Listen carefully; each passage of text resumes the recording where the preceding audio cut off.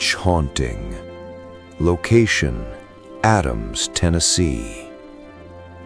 In the early 1800s, on the expanding frontier of Tennessee, life was built on hard work, faith, and survival. This was a time when America itself was still young, just decades after the Revolution, and communities depended on trust, reputation, and land. Among these settlers, the Bell family stood strong. John Bell, a prosperous farmer and trader, was known for his fairness and discipline. His wife, Lucy, was deeply religious, a woman of prayer and quiet strength. Together, they raised their children on values of honesty and fear of God. But in a world where religion shaped daily life, belief in the supernatural was never far away. Stories of spirits, curses, and witchcraft still lingered in rural America, echoes of older fears brought from Europe. And in 1817, those fears became real. It began with something small, something easy to dismiss. One evening, John Bell noticed a strange animal in his field. Its body resembled a dog, but its head looked like a rabbit. It stood still, watching him, unnaturally still. He fired his gun, but the creature vanished instantly. No blood, no sound, as if it had never existed at all. Days later, the Bell household began to change. At night, strange sounds echoed through the cabin, knocking on the walls, scratching beneath the floorboards, chains dragging across wood. At first, dismissed as rats were settling timber, but the sounds grew louder, more deliberate, more intelligent. Then came the attacks. The children, especially Betsy, became the primary targets. She woke up screaming, hair pulled violently, pillows ripped from beneath her head, invisible forces striking her face. No one could see anything, but everyone could hear it. And slowly, they began to hear something else, a voice. At first, faint whispers, then words, then full conversations. The entity could speak. It quoted scripture, sang hymns perfectly, and repeated conversations from miles away as if it were everywhere at once. The spirit identified itself as Kate. Many believed it was connected to a local woman, Kate Baggs, a neighbor of John Bell, who had once accused him of cheating her in a land deal. After her death, rumors spread that she had cursed him. Whether truth or coincidence, no one could say, but the spirit's hatred for John Bell was undeniable. It insulted him, threatened him, and physically assaulted him more and more each day. News of the haunting spread beyond Adams.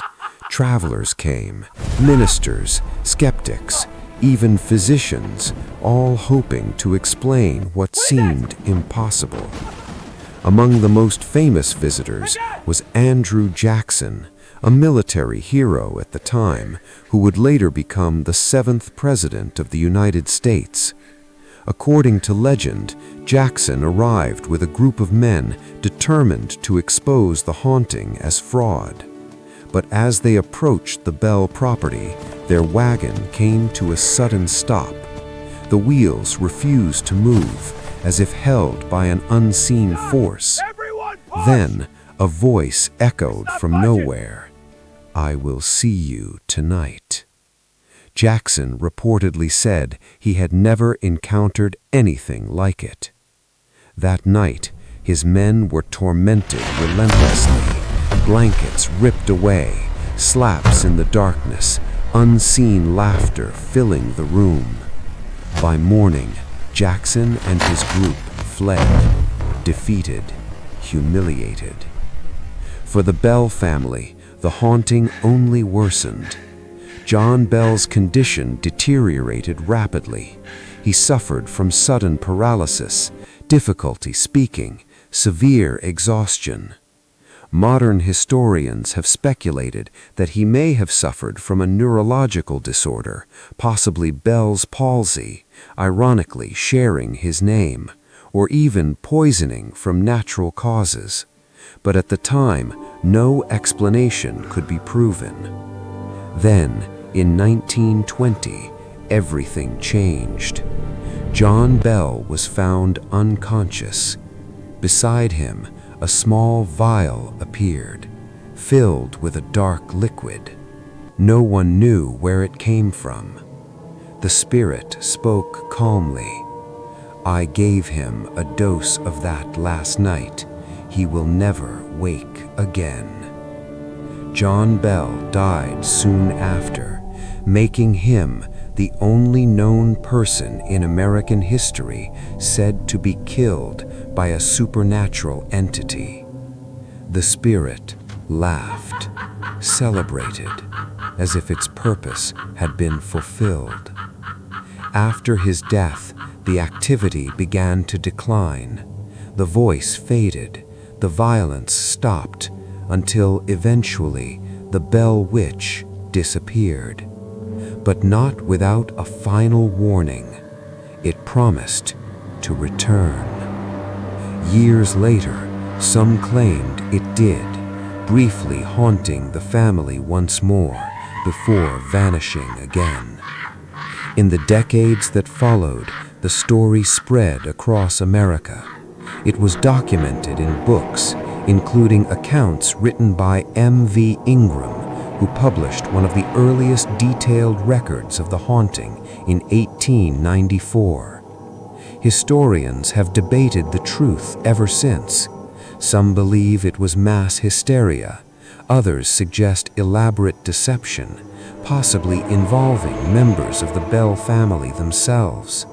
And some still believe it was something far beyond human understanding. Even today, in the quiet fields of Adams, there is a place known as the Bell Witch Cave, where visitors claim to hear whispers, feel sudden chills, and experience things they cannot explain. No matter the truth, the Bell Witch haunting remains one of the most famous and most chilling paranormal cases in American history. Because sometimes the line between legend and reality is thinner than we dare to believe. And somewhere in the darkness, something may still be listening, waiting for the next story to begin.